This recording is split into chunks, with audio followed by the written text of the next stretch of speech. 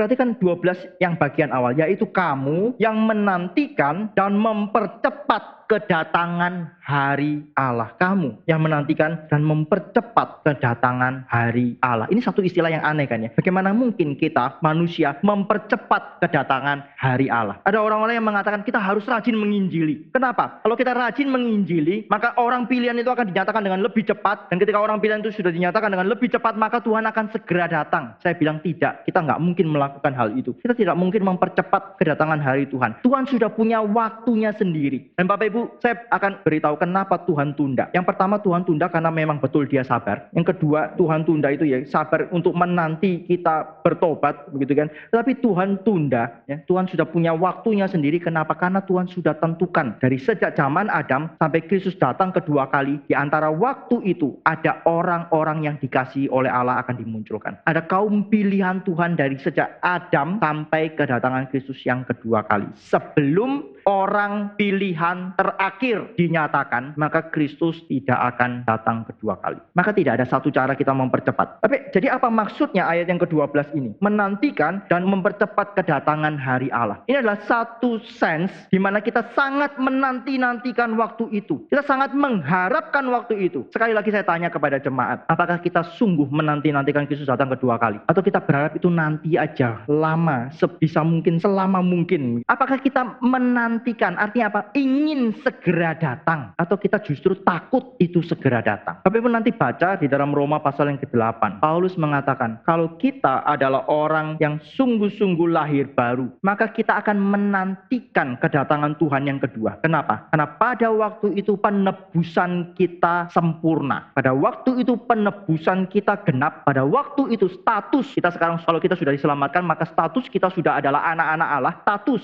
Tapi pada waktu Kristus datang kedua kali, itu bukan cuma status lagi. Realitanya akan datang. Realitanya akan genap. Dan kita akan boleh bersama-sama dengan Bapa yang mengasihi kita, dengan Kristus, saudara sulung kita. Kita akan bersama-sama dengan Tuhan. Maka seharusnya kalau kita sungguh-sungguh diselamatkan, kita akan menantikan itu dan ingin itu cepat-cepat datang. Nah, ini sense yang dinyatakan di dalam ayat yang ke-12 bagian awal, yaitu kamu yang menantikan dan mempercepat kedatangan hari Allah. Tetapi kalau kita termasuk dari golongan orang-orang yang fasik, meskipun memiliki pengakuan yang benar, tapi sebenarnya hidup kita, hati kita tidak sungguh-sungguh takut kepada Tuhan. Memang kita harus takut ketika Kristus datang kedua kali. Karena kedatangannya itu akan membongkar siapa kita yang sesungguhnya. Orang yang dibenarkan akan dinyatakan benar. Dan orang yang fasik akan dibongkar oleh Tuhan. Ini adalah orang yang tidak pernah percaya, tidak pernah sungguh-sungguh takut kepada Tuhan.